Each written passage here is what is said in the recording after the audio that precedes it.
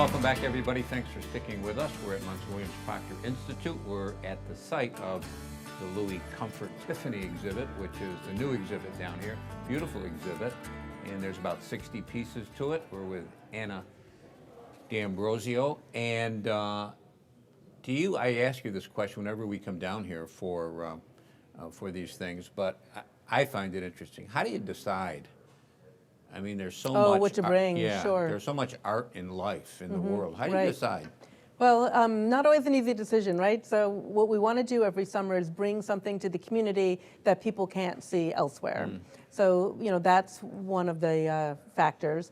There's a committee of us who meet together. We review exhibition proposals, both ones we receive from other organizations and ones we develop in-house as well.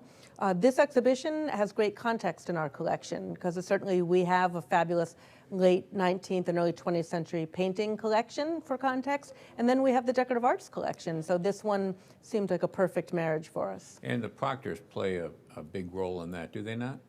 The Proctor family with their collections? Sure. So the Proctor family really started the collections here at Munson Williams and on view in Fountain Elms, which at one time was a Williams and Proctor family home. We have their small collection of Tiffany glass on view so that you can see what the family collected. And didn't they also collect, let me think now, it's been a long time since I've been over at Fountain Elms. Did they collect watches? Watches, right. Yeah. Right, so Fred and Thomas Proctor collected European timepieces, and we have 300 of those in the collection. Are they on display? Yep, a good selection of the very best of them is on view in the Founders Gallery in the second floor of Fountain Elms. Coming on view here in Utica in July is speaking of glass, from Corning, yes? Oh, in August. August. Yeah, August 2nd through the 11th, we have a hot glass roadshow. Really excited about this. So coming from the Corning Museum of Glass is a state-of-the-art glass blowing studio.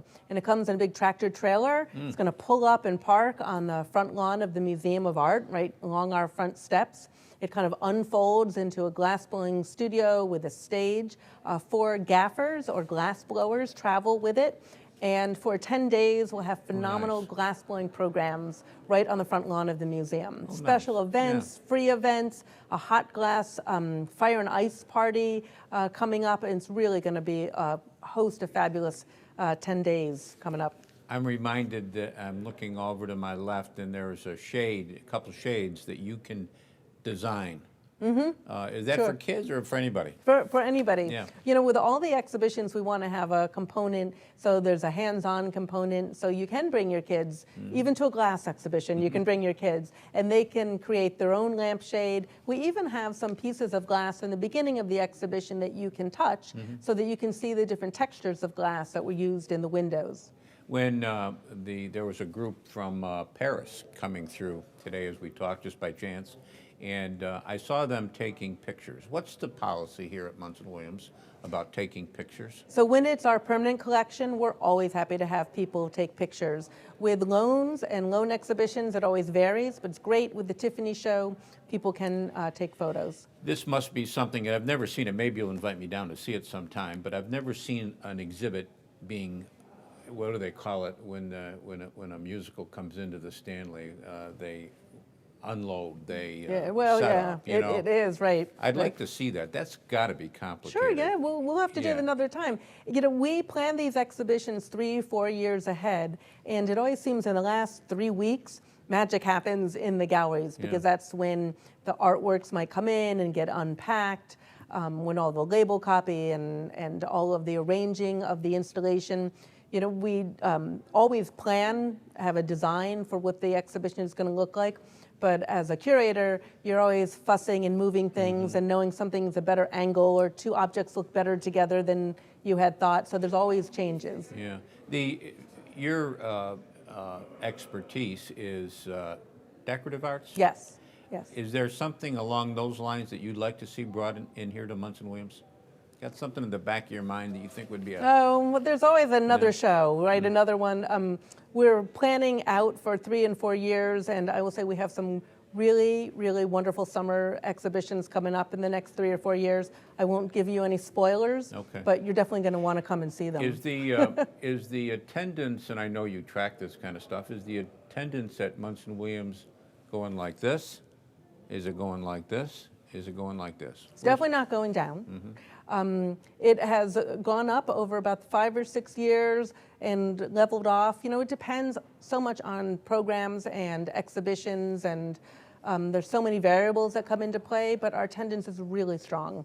We've been doing well. I think that the community feels the energy here, knows how welcoming Munson Williams is, that you can come in the museum anytime, except for special exhibitions. The museum is free. We want people to take advantage of that. Yeah. Is it difficult in the digital age? I know a lot of museums are putting their collections online. And we've done that. Yeah. We have over 5,000 pieces of our collection online. You can see anytime. But if we look at the Tiffany lamp over our shoulders, looking at a picture of that, that's not going to compare. You're not going to see the subtleties. You're not going to be able to experience the texture, how that beautiful base is married with that lamp. There's nothing like seeing an object in person. Yeah, it's one thing for the New York Public Library to put books and put documents and things like that online, but I don't know why. I use the Mona Lisa as an example, probably the most reproduced painting in the world. Yet if you go to the Louvre, the people are fighting to be able to see it because they want that authentic experience because there's no substitute for it. Yeah. When everything gets said and done with this exhibit, is there anything special in the fall coming up? We have a great exhibition, Bob Hewitt, painter, a regional painter from Shenango County, that we are featuring in the fall. We have another exhibition on light opening up in August. It will talk about the history of lighting and its effect on paintings, and the effects of light on paint, and how painters depicted different lighting effects. So both sunrise, sunset, that type of thing. Always something going on down there here. Is, Joe. I got to get down here more often. Please Thanks do. a lot, Anna.